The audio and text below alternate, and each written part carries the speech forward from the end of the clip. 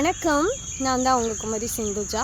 மக்களே, மதுரையில் கொஞ்ச காலகட்டமாக மழை பொழியாமல் இருந்ததாங்க. இப்போ இல்லை, 2000 சில்லற வருஷத்துக்கு முன்னங்க இளங்கோ சொல்லியிருக்கிறாரு.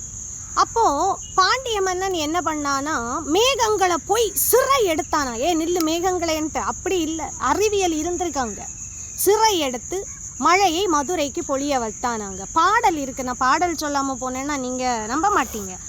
முடி வழை உடைத்தோன் முதல்வன் சென்னி என்று இடையுடை பெருமழை எய்தாது ஏக பிழையா விளையுள் பெருவளம் சுரப்ப மழை பிணித்து ஆண்ட மன்னவன் தென்னவன் வாழ்க என்று இளங்கோ எழுதியிருக்கிறாரு.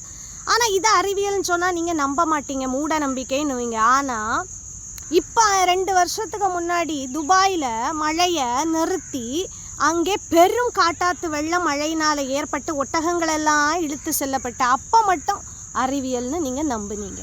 அப்போ ஏன் தமிழன் அறிவியலை அப்படி கொண்டு சேர்க்கவில்லை என்றால், ஒரு கட்டத்துக்கு தாங்க அறிவியல் தேவை. அதுக்கு மேலே கொண்டு வந்தோன்னா அழிவை தான் நம்ம பார்க்கணும். அதனால தான் அவன் எல்லாத்தையும் கட்டுக்குள்ளே வைத்தான், அறிவியலையும் கட்டுக்குள்ளே வைத்தான்.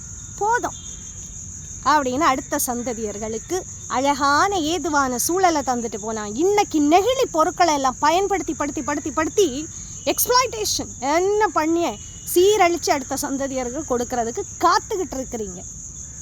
நன்றி.